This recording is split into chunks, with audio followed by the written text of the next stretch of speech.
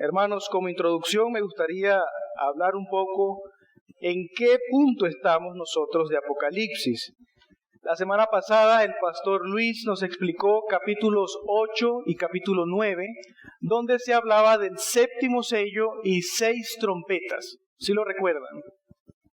Esas trompetas aprendimos que hacen alusión a la caída de Jericó, como hubieron también 7 trompetas en aquel momento. Pero también hacen referencia o tienen alusiones a las plagas en Egipto, ¿cierto?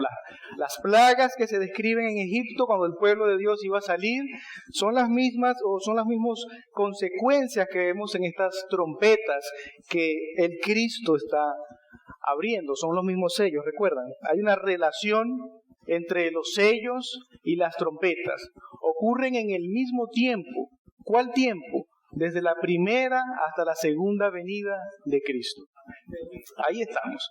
Vamos a hablar de la séptima trompeta, pero quiero que retrocedamos un poco más para ver el sentido del libro como un todo.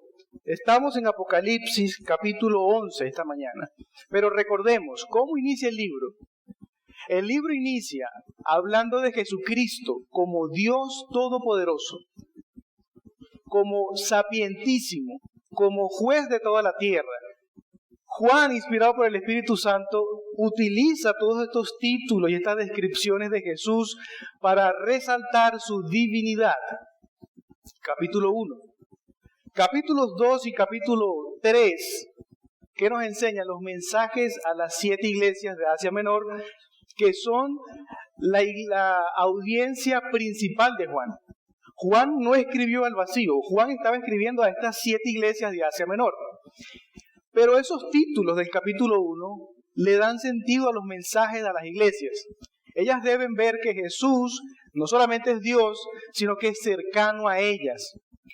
Y que esa dignidad las debe llevar entonces a obediencia, a perseverar en la sana doctrina y en la santidad. Pero esa dignidad de Jesús también las consuela. ¿Sí recuerdan?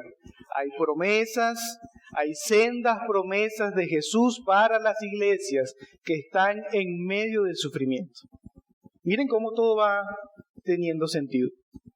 Cuando el mensaje a las iglesias termina, ¿qué es lo que tenemos? Apocalipsis 4 y 5. Se nos dice que Cristo está en el trono. Es decir, que todo lo que están viviendo las iglesias no se ha escapado del control de Dios. Él sigue en el trono. Y la imagen que tenemos del trono es una imagen serena, tranquila. Jesús no está luchando contra demonios. El trono de Dios es un trono soberano, sereno. El mal no lo atormenta, no hay afán, no están corriendo los ángeles en el cielo, agarrándose la cabeza. No, serenidad, majestad. Ahí está Dios en el trono. Eso consuela a la iglesia. Y entonces el capítulo 5 introduce la idea de que es Cristo quien abre los sellos. Miren cómo le va dando sentido Juan a todo. Es Cristo, es Dios quien tiene el control de la historia. Lo que es agradable y lo que es difícil de vivir está en las manos de Cristo. Él abre los sellos y eso nos lleva hasta el capítulo 8, versículo 5, que vimos la semana pasada. Pero luego entonces hay un interludio antes de ese último sello, porque Juan, inspirado por el Espíritu Santo, va a decir que hay un pueblo sellado. En medio de esos juicios de Dios terribles, Juan dice, hey, recuerden, el pueblo de Dios está sellado, está seguro. Y habla de los 144,000, que son ¿quiénes? La iglesia. Entonces, en medio de ese desastre que Dios está desatando, Dios también sabe que su pueblo está allí y no los daña, o no como dañaría a los incrédulos. Es decir, que Dios no hace un juicio sin cuidado. Él no es como muchos de nosotros que cuando hacemos un juicio decimos palabras de más, no medimos a quienes dañamos. Él es soberano y Él puede mandar un juicio y en medio de ese juicio cuidar a su pueblo. Eso es lo que está sucediendo. Pero entonces Juan retoma la idea de los juicios de Dios y habla de las trompetas. ¿Cuántos sellos eran? 7. ¿Cuántas trompetas son? 7. ¿Y cuántas copas vamos a ver más adelante? 7. Está hablando de lo mismo, pero con enfoques diferentes. En el caso de las trompetas aprendimos que hay un enfoque sobre los incrédulos. Miren el capítulo 9, versículo 21. Y no se arrepintieron de sus homicidios, ni de sus hechicerías, ni de su fornicación, ni de sus hurtos. Es decir, que estos juicios de Dios estaban enfocados aquí en las trompetas sobre el mundo incrédulo. Y aún así no se arrepintieron. ¿Y cuál es la respuesta de la Biblia? Porque la fe es un don de Dios. Y le voy a decir algo, ni el castigo lleva a la gente al arrepentimiento. Eso es terrible. ¿Qué pasó con Israel en el Antiguo Testamento? Castigados severamente por Dios en el desierto. ¿Se arrepintieron? No, pero saben que Dios es justo. ¿Qué pasó con Israel cuando fue al exilio?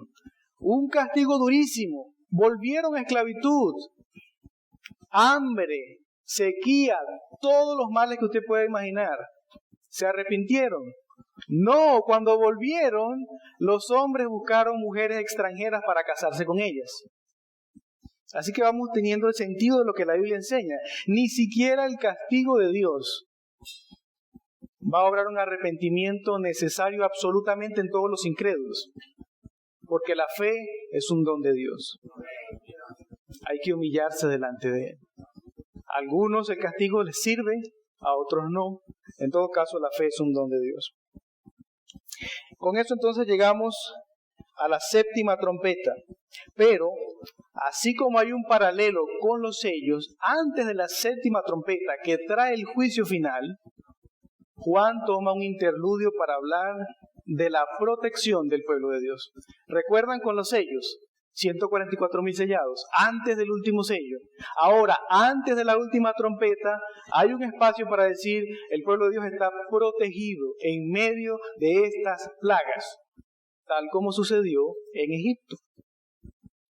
Juan está ordenando bien el pensamiento porque está inspirado por el Espíritu Santo.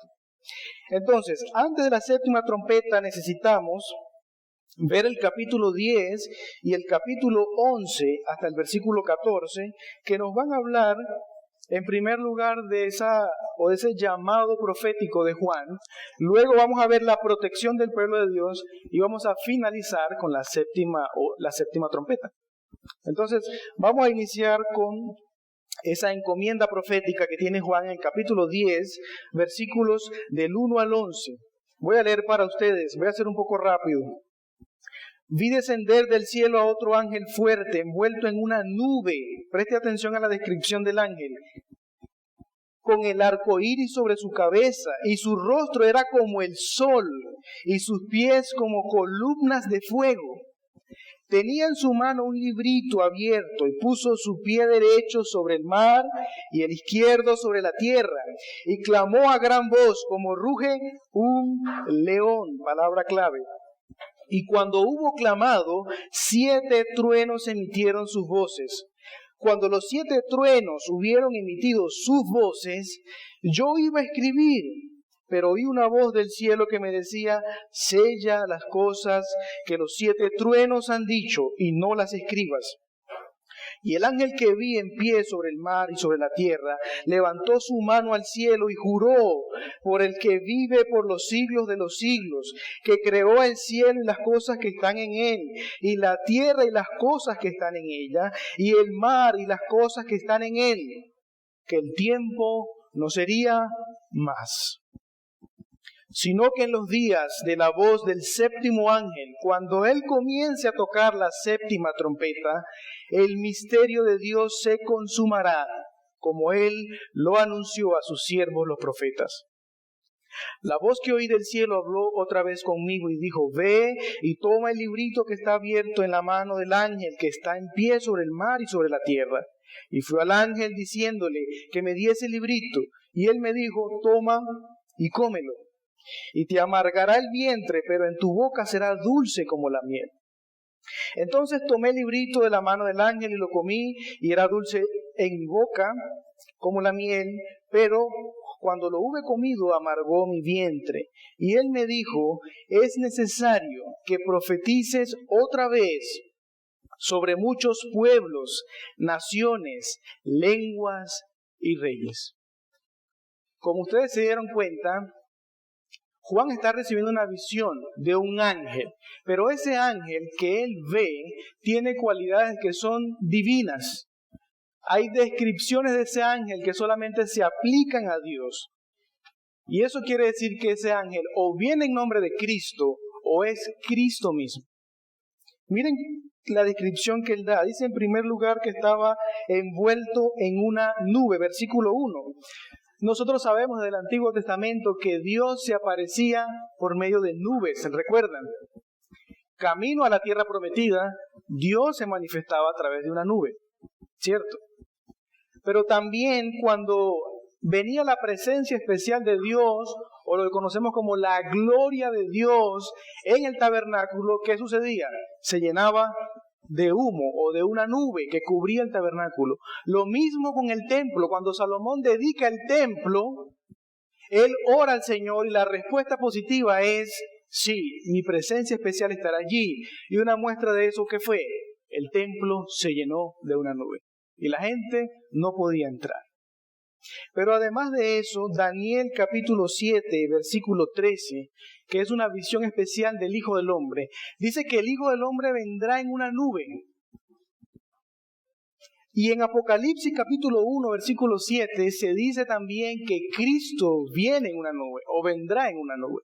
Entonces esta alusión a la nube, sin duda alguna, tiene algo de celestial, de divino en este ángel. Pero hay más. En segundo lugar, el ángel tiene el arco iris sobre su cabeza. ¿Qué es el arco iris? Desde Génesis lo vemos, ¿verdad? Génesis capítulo 8 es la señal del pacto de Dios. Entonces, cada vez que la Biblia habla en estos términos de arco iris, hace relación al pacto de Dios, a la fidelidad que Dios tiene con la palabra que ha jurado.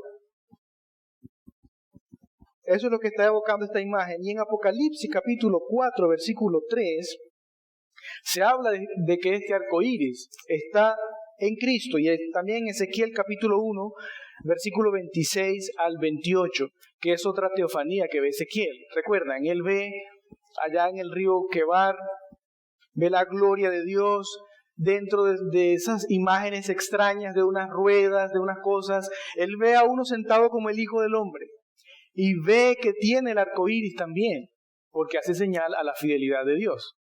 Entonces, nube, arco iris. En tercer lugar, el rostro de este ángel es como sol y sus pies como columnas de fuego. Eso también es referido a Cristo. Apocalipsis capítulo 1, este sí lo vamos a revisar, capítulo 14 y 15. Este es Juan, recuerda, estamos en el capítulo 1, está describiendo cómo recibió él la profecía y dice acerca de Cristo: su cabeza y sus cabellos serán blancos como la blanca lana, como nieve, sus ojos como llama de fuego y sus pies semejantes al bronce bruñido, refulgente como en un horno. Y entonces este ángel que está viendo en el capítulo 10 también tiene los pies así. Ya esto se explicó, ¿verdad?, a lo que se refiere a esto. Ahora lo que quiero probarles es que este ángel o viene en nombre de Cristo o es Cristo mismo. Parece que se está repitiendo la idea del capítulo 5. Cuando Juan llora porque nadie puede abrir los sellos, entonces le dicen: tranquilo, el león de la tribu de Judá puede abrir los sellos. Entonces este libro y este personaje que está aquí parece que es el mismo Cristo, con ese librito que ya vamos a explicar qué significa. Pero en cuarto lugar, el versículo 3, recuerdan que dijimos que había una palabra clave. ¿Cuál es? Ruge como un león. Y esto hace referencia típicamente en la Biblia al león de la tribu de Judá, al Cristo, al Mesías. Que eso fue una profecía que se da desde Génesis 49, el león de la tribu de Judá, la raíz de Isaí, el Mesías. Y este ángel está hablando o parecido a Cristo o es Cristo. Un comentarista dice que es posible que Juan esté viendo el ángel de Jehová del Antiguo Testamento. Esto es interesante. Recuerden que Juan es un judío y toda su mente está llena del Antiguo Testamento. Pero en el Antiguo Testamento, el ángel de Jehová, cuando usted lee algunos versículos, como Génesis 16 o Zacarías capítulo 3, se confunde el ángel de Jehová con Jehová mismo. ¿Es un ser diferente? ¿Es el mismo? Bueno, es una teofanía. El ángel de Jehová es Jehová. Y es posible que esto es lo que esté significando aquí en Apocalipsis capítulo 10. Entonces es algo de envergadura que está viendo Juan. Ese ángel con esas cualidades sostiene un librito. Y dice que sosteniendo ese libro tiene un pie en la tierra y otro pie en el mar. ¿Qué significa eso? Eso significa que el contenido de ese librito es para toda la humanidad. La voluntad de Dios o lo que revela ese libro aplica para todos los hombres. Eso es lo que está diciendo. Y ese ángel es un ángel soberano porque si lo podemos imaginar, es gigante. En toda la superficie de la tierra tiene dominio. Tiene ese libro en sus manos. Sigue diciendo el versículo 3, entonces cuando este ángel habla, hasta el versículo 5, surgen 7 tronos. Y Juan, 7 truenos, sí, dije tronos, truenos. Y Juan apresurado va a escribir porque está impresionado por la visión y se le dice, no escribas, esto déjalo sellado. ¿Qué son esos 7 truenos? Bueno, realmente no podemos estar seguros de lo que eran esos 7 truenos, pero por la lógica que lleva el libro de Apocalipsis, quizás son más juicios de Dios. 7 sellos, 7 trompetas, 7 copas. Y esas 3 cosas revelan el juicio de Dios desde la primera hasta la segunda venida de Cristo. Así que es probable, no quiero ser dogmático aquí, pero es probable que esos 7 truenos sean más juicios de Dios. Y nos lleva a pensar también que quizás Dios está juzgando a este mundo de una forma que nosotros no comprendemos. Es posible también. Y por eso no podemos desesperarnos. Cristo sigue en el trono. Capítulo 4, capítulo 5, Juan no ha perdido eso de vista. Cristo sigue en el trono. Aunque la iglesia se desespere, aunque no vea una respuesta pronta a la oración, Dios sigue reinando.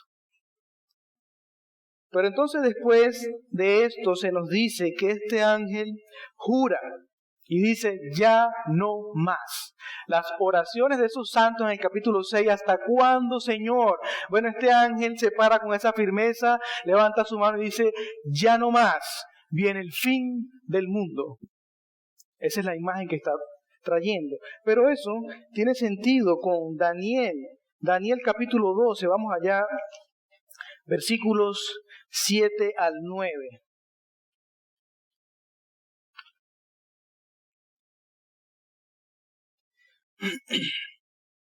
Dice la palabra de Dios, y oí al varón vestido de lino, que estaba sobre las aguas del río, el cual alzó su diestra, miren que es una imagen casi exacta, y su siniestra al cielo, y juró por el que vive por los siglos, que será por tiempo, tiempos y la mitad de un tiempo. Y eso quiero que lo graben en su mente porque vamos a volver.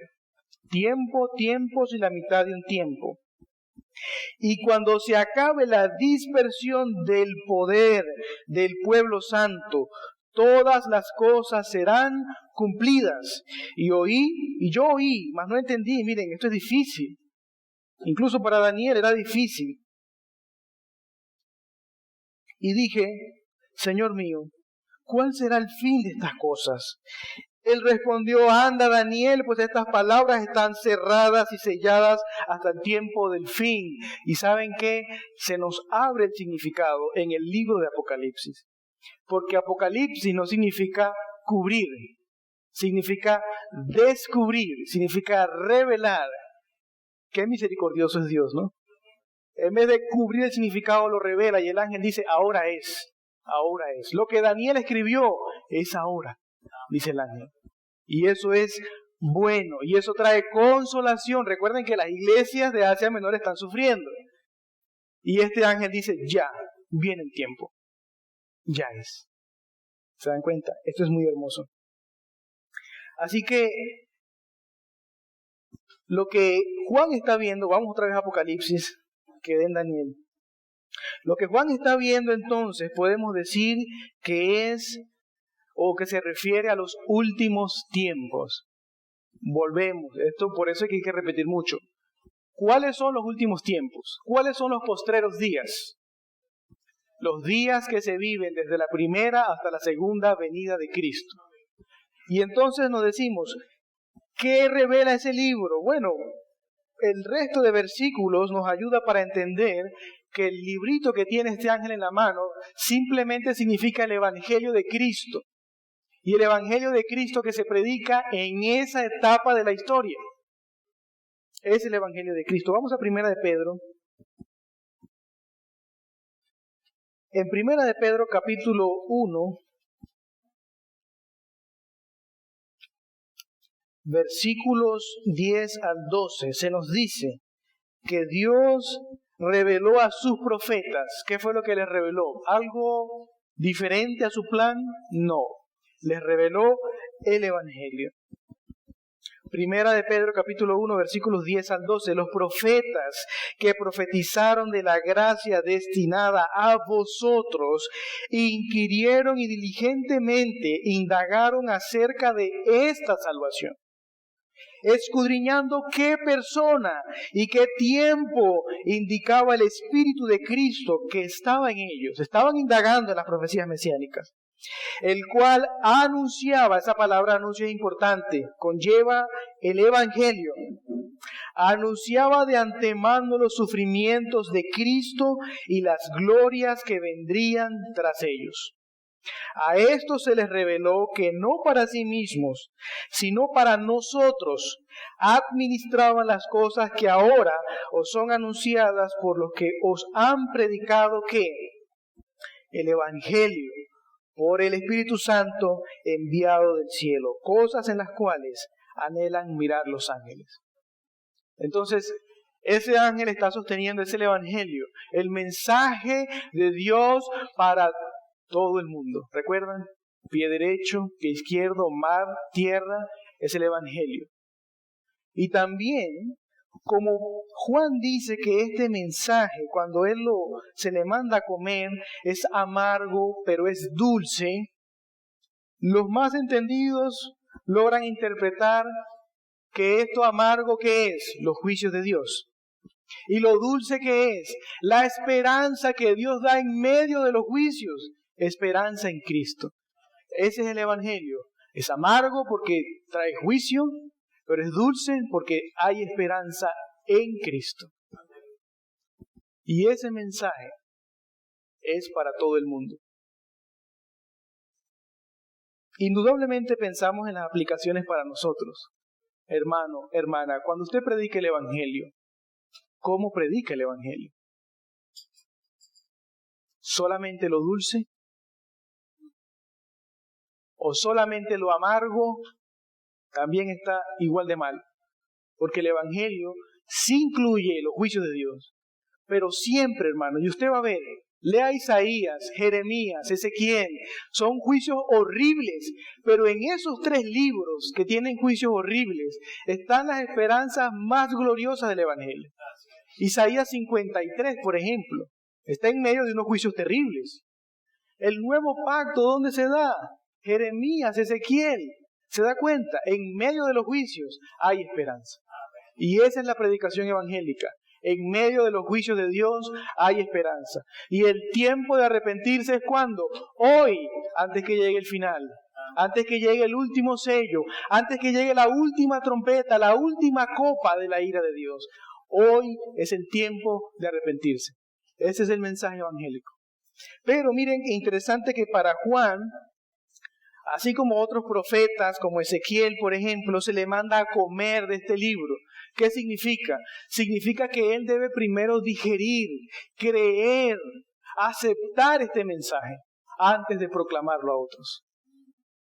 Como profeta debe aceptar. Y esto incluye aún lo amargo. Cuando leemos esos libros que yo les dije de Isaías, Jeremías, Ezequiel, estos profetas no les gustaba mucho enfrentarse al pueblo. Este pueblo tiene la frente dura, tiene la frente como de hierro, no le entra nada. El Señor les dice, predique, crean o no crean, predique el Evangelio. Lo mismo Juan, tienes que predicar de juicios, es difícil, los sellos, las trompetas, las copas, predica, pero incluye también lo dulce del Evangelio. La promesa de salvación para aquellos que se arrepienten y creen en Jesucristo. Eso es lo que está sucediendo acá. Debe cumplir su rol profético. Y es un caso similar a los profetas que mencionamos. Pero luego de esto entonces tenemos la protección del pueblo de Dios. Eso comienza en el capítulo 11, versículo 1 hasta el capítulo 11, versículo 14. Son 14 versículos. Y esta protección del pueblo de Dios se ve con dos imágenes. La primera es la iglesia como el templo de Dios. Versículo 1 y versículo 2. Y en segundo lugar se ve a la iglesia como dos testigos. Sí, la iglesia cristiana es estos dos testigos que están aquí. Vamos a comenzar hablando de la primera imagen de la iglesia como el templo de Dios. Versículos 1 y versículos 2. Entonces me fue dada una caña semejante a una vara de medir. Estoy en Apocalipsis 11.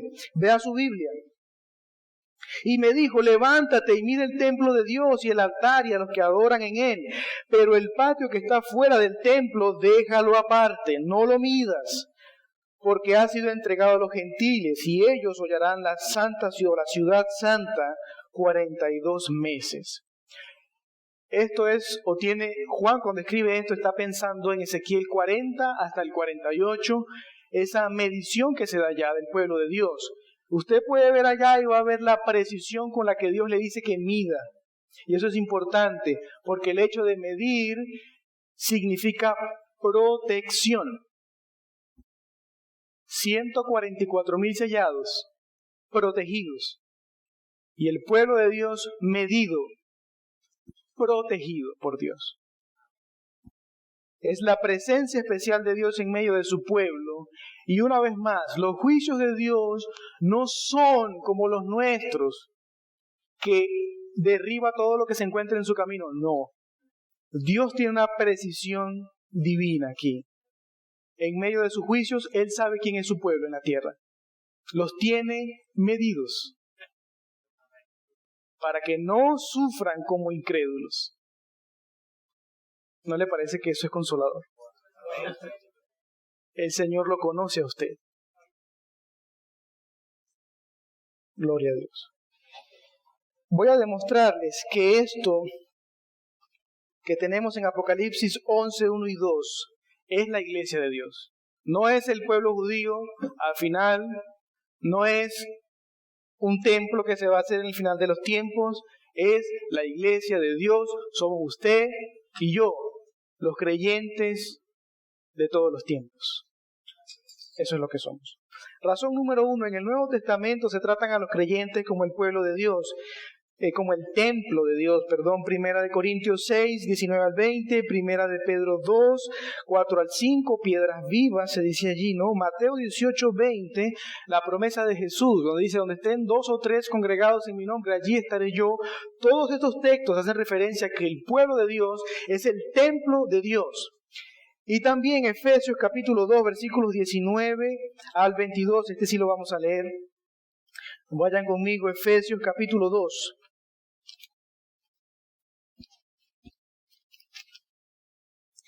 Versículos 19 al 22. Así que ya no sois extranjeros. Esto es Pablo escribiendo a los Efesios, que son gentiles. Debe quedar claro, ¿verdad? Así que ya no sois extranjeros ni advenedizos. Había problema con los gentiles y los judíos en la iglesia del primer siglo. Sigo leyendo, sino conciudadanos de los santos y miembros de la familia de Dios, edificados sobre el fundamento de los apóstoles y profetas, siendo la principal piedra del ángulo Jesucristo mismo, en quien todo el edificio bien coordinado va creciendo para ser un templo santo en el Señor, en quien vosotros también sois juntamente edificados para morada de Dios en el Espíritu.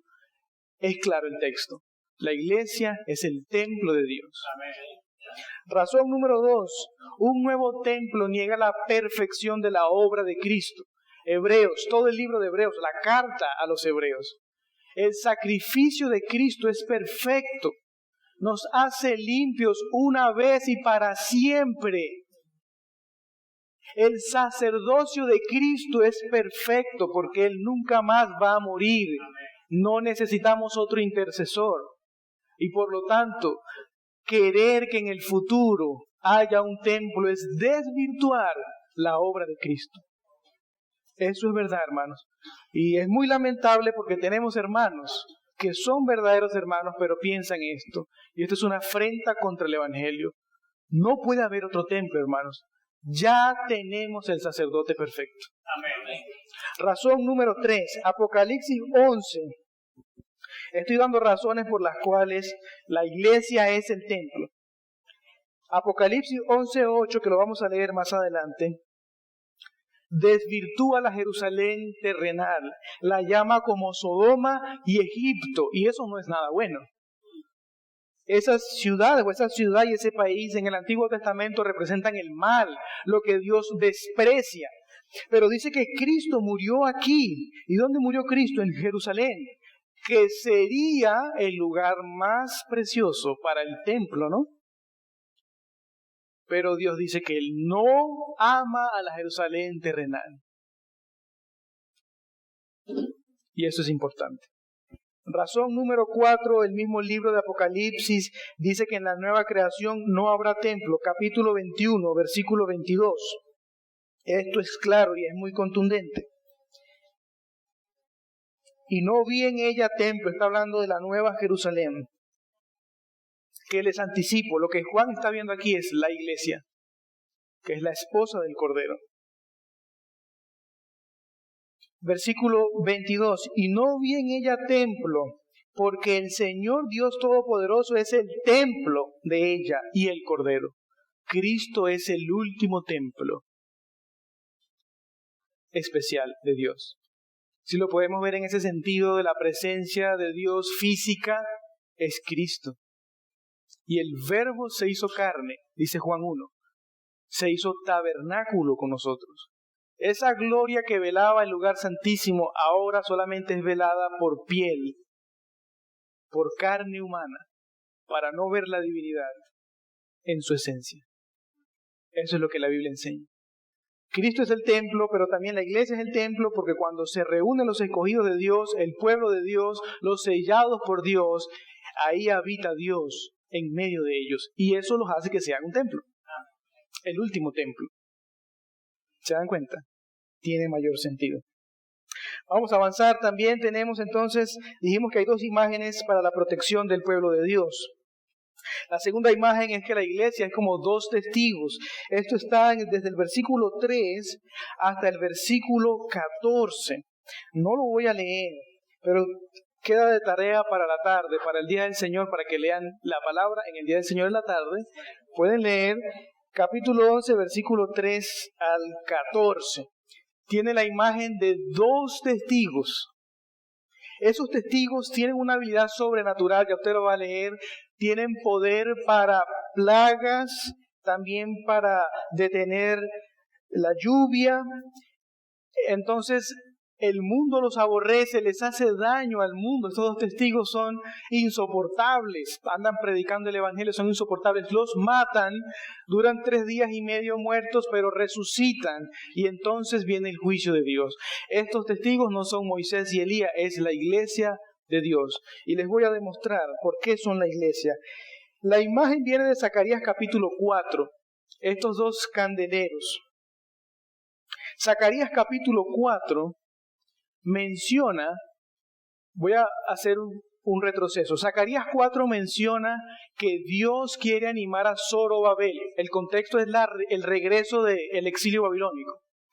En ese momento está Josué, sumo sacerdote, está Zorobabel como el príncipe descendiente de la tribu de Judá, pero también están los profetas Zacarías y Ageo, y ellos están animando al pueblo, como los profetas de Dios, animan al pueblo, sigan, construyan el templo, construyan la ciudad, pero hay oposición externa. Y entonces Zacarías 4 le dice a Zorobabel, ánimo, el Señor está contigo. No luches con tus propias fuerzas, lucha con la fuerza del Espíritu Santo. Ese es el texto más conocido de Zacarías 4. No con la fuerza, sino con la espada del Espíritu, con la fuerza del Espíritu que Él da. Pero en Zacarías capítulo 3 tenemos a Josué, el sumo sacerdote, como delante del trono de Dios, pero también está el diablo, y el diablo lo está acusando, está diciendo que Josué no sirve, que es un impío, lo está acusando delante del trono de Dios, pero Dios dice, cállate Satanás, yo soy el que justifico a Josué, le pongo ropas limpias. Hay una justificación, una santificación. Y entonces Zacarías 4 termina diciendo que esos dos candeleros están delante de la presencia de Dios. Esa es la imagen de Zacarías. Quiere decir que estos dos hombres de Dios que estaban esforzándose por hacer la voluntad de Dios, estaban sufriendo, pero a la misma vez que estaban en la tierra, están como en la presencia de Dios y Dios los está custodiando. ¿Se da cuenta? Ustedes están sufriendo en la tierra, pero ustedes están delante de mi presencia. Tal como las iglesias, los 7 candeleros, ¿dónde están, hermanos? Ya se me quedaron dormidos, me pasé del tiempo. En la presencia de Cristo. Apocalipsis capítulo 1. Cristo está en medio de los 7 candeleros. Aunque la iglesia esté sufriendo allá en la tierra, está en la presencia de Dios. Voy a leerles brevemente un comentario que pienso que resume, no puedo resumirlo mejor de lo que está resumido aquí. Las lámparas del candelero de Zacarías 4, 2 al 6, se interpretan como la representación de la presencia o espíritu de Dios, que debía dar poder a Israel para terminar de construir el templo, a pesar de la resistencia. Así como los candeleros eran parte del templo de Salomón, la iglesia es parte del nuevo templo de Dios. En consecuencia, el nuevo Israel, la iglesia, es parte del templo espiritual de Dios en la tierra. Y debe obtener su poder del Espíritu, la presencia divina, ante el trono de Dios en su impulso de oponerse a la resistencia del mundo. Resumo lo que quiere decir entonces Juan con el capítulo 11, versículos 3 al 14. La iglesia está cumpliendo con su rol misionero en el mundo. Pero la iglesia sufre oposición en el mundo. Parece que está derrotada. Es mínima, su influencia no se ve. Pero las puertas del Hades no prevalecerán contra ella. Eso es lo que enseña Apocalipsis. Se ve complicado, pero es más sencillo de lo que parece. La iglesia cumpliendo su rol profético. 4 razones le voy a decir otra vez para pensar que estos 2 testigos son la iglesia cristiana. Razón número 1. La cualidad de profecía de estos 2 testigos se aplica a la iglesia. Joel capítulo 2, donde dice que todos profetizarán, se cumplió en Hechos capítulo 2. La iglesia es la encargada de llevar el mensaje profético al mundo. Esa es la primera razón. Segunda razón, Apocalipsis 11:7 se dice que la bestia ataca a los 2 testigos. Vamos a ver, cuando hayan acabado su testimonio, la bestia que surge del abismo hará guerra contra ellos, contra los 2 testigos, y los vencerá y los matará. Pero en Daniel 7, que es de donde sale la imagen de la bestia, se dice que la bestia ataca a todo el pueblo de Dios. No a 2 testigos, sino a todo el pueblo de Dios. Antiguo o Nuevo Testamento. Tercera razón, el tiempo en el que predican estos 2 testigos, que está aquí en el versículo 3, vea conmigo, y daré a mis 2 testigos que profeticen por 1260 días. Ese es el mismo tiempo en el que la bestia tiene poder, es el mismo tiempo que en el capítulo 12, versículo 6 se dice que la iglesia es perseguida, o esa mujer que es la iglesia, equivale, es exactamente lo mismo. Es el mismo tiempo de Daniel 12, tiempos y medio tiempo. Ahí tienen en pantalla, 1260 días son 42 meses a 30 días. 42 meses son 3 años y medio, que es lo mismo de tiempos y medio tiempo. Voy a ir despacio.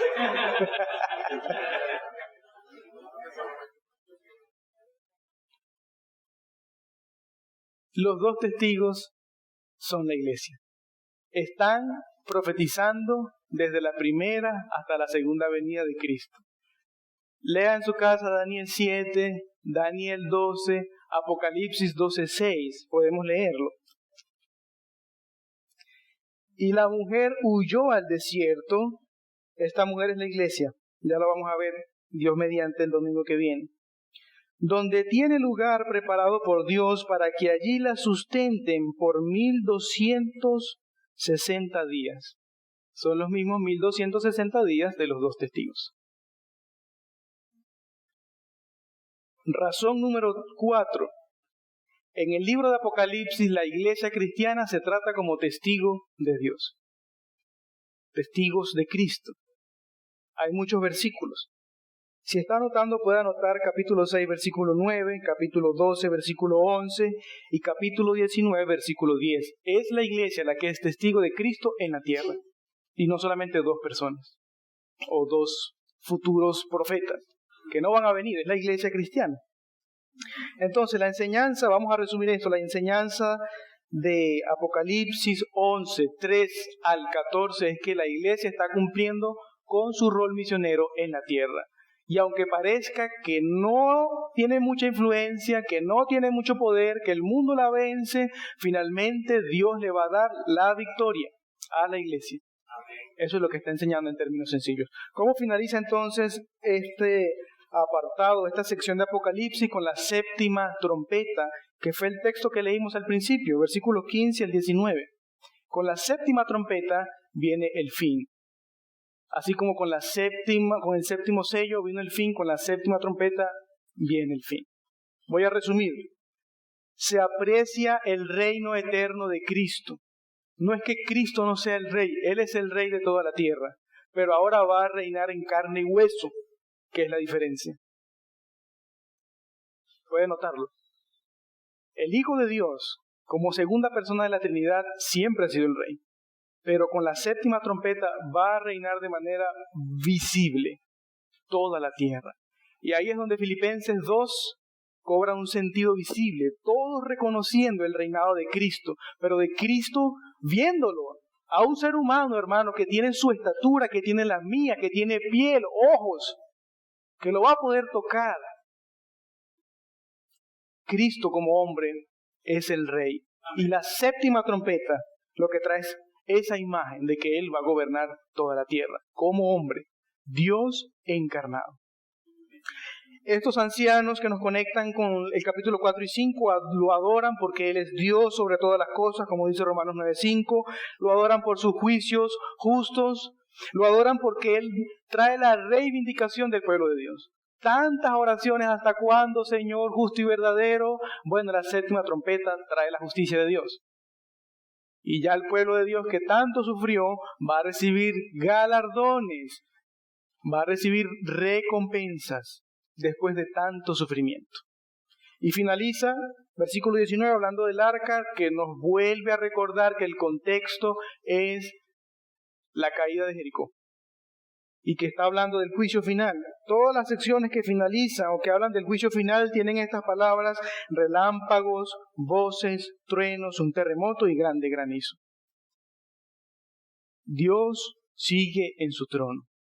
Es la enseñanza de esto. Y algún día va a reinar físicamente nuestro Señor Jesucristo. Voy a concluir con 4 afirmaciones. En primer lugar, Apocalipsis 10 nos enseña el llamado profético de Juan. Predica el Evangelio, que es amargo y dulce. Eso incluye juicios, pero también esperanza en Cristo. En segundo lugar, la iglesia es presentada como el templo de Dios, que Dios la mide porque la está protegiendo. Tercero, la iglesia es presentada como 2 testigos, en su rol misionero en la iglesia. En medio de eso, Dios la protege. Aunque parezca que es derrotada, Dios la está protegiendo. Y en último lugar, ¿qué vimos? La séptima trompeta que trae el juicio final y a Cristo reinante como Dios hombre. Eso fue lo que aprendimos esta mañana. Vamos a orar al Señor.